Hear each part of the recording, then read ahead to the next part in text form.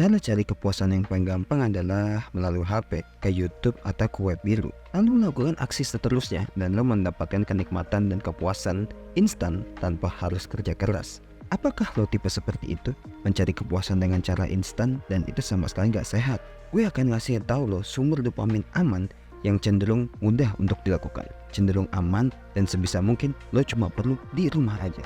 Apa itu dopamin? Dopamin adalah hormon yang membuat lo merasakan senang dan puas setelah melakukan sesuatu apapun itu. Iya, apapun itu. Tapi sayangnya, gak semua hal itu bisa menghasilkan sumber dopamin yang positif. Bahkan beberapa ada yang cenderung bahaya untuk tubuh maupun otak. Berikut ini beberapa aktivitas yang gue tulis agar lo bisa mendapatkan hormon dopamin yang sehat walau lo cuma di rumah aja.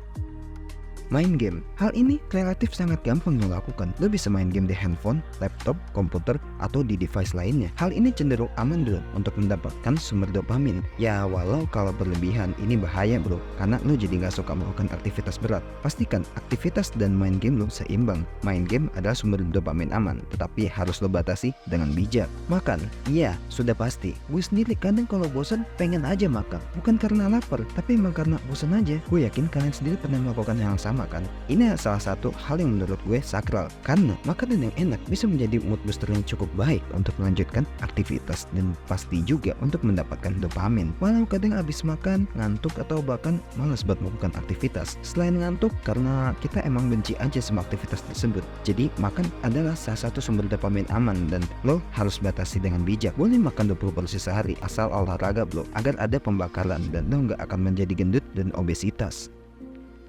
Masak. Kalau udah ngomongin makan gak seru kalau masak gak dibawa juga. Gue sendiri menyukai aktivitas ini, bisa dikatakan banget. Ya karena dulu gue waktu kecil sempet punya cita-cita mau jadi seorang chef. Ya jadi bagi gue masak adalah salah satu hal yang fun. Terutama gue akan masak menu favorit gue. Sudah pasti gue akan senang melakukan itu. Masak itu seru bro. Ini bisa juga jadi sumber dopamin aman yang mudah.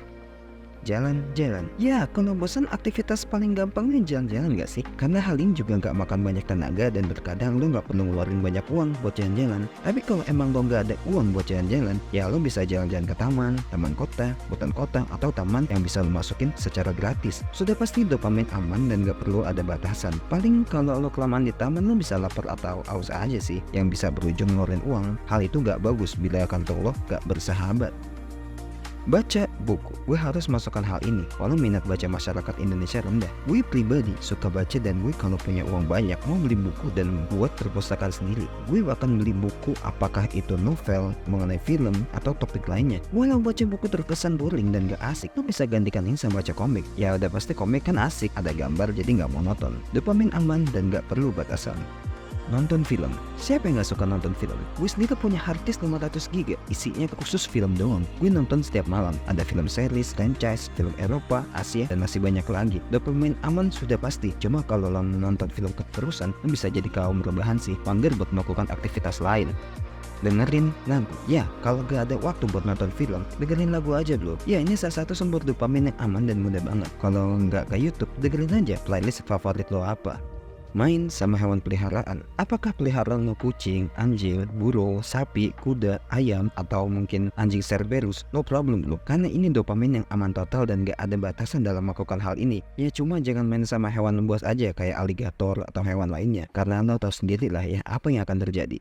Olahraga. Ya, setelah semua sumber dopamin yang paling gampang, lo bisa mencoba melakukan olahraga apabila lo tipe orang yang aktif. Lo bisa mencoba gym atau calisthenics. Kalau gue pribadi, milih calisthenics karena biasanya latihan bareng komunitas, tempat yang terbuka dan gerakan yang lo pelajari gak gitu-gitu aja. Dopamin aman, badan sehat dan berotot. Main ke rumah temen. Ya, lo bisa ngaso di rumah temen lo, entah ngapain. Kalau dia emang gabut juga nggak tahu mau ngapain, setidaknya lo gak gabut sendirian. Gue rasa lo gak bakal gabut sih kalau bareng teman. Biasanya ada aja yang lo lakukan berdua. Apakah cuma sekedar ngobrol doang? Dopamin aman, asal jangan di rumahnya sampai larut atau bahkan sebulan ya bro.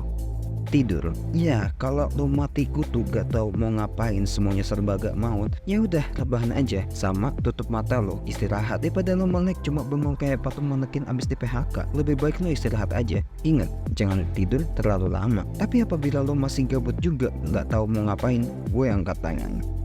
Oke, dia sudah ngasih lo beberapa aktivitas buat mendapatkan sumber dopamin aman dan bisa lo lakukan di rumah. Hormon dopamin cukup krusial untuk otak kita bro, karena kalau kita nggak merasakan senang sama sekali dalam sehari, bahaya bro. Gue sendiri pernah merasakannya, seakan-akan gue nggak tahu mau ngapain sama hidup gue. Setelah gue ketawa, gue langsung normal lagi. Tujuan hidup ingin gue kejar lagi dan gue merasa fun walau hanya melalui ketawa beberapa detik. Pastikan lo mendapatkan hormon dopamin yang aman bro, karena ada aktivitas yang dapat menghasilkan dopamin secara instan, tetapi sayangnya nggak semuanya aman untuk otak dan badan kita. Nolli tantum fan abele ut oblis vicaris de morte. Ora et labora.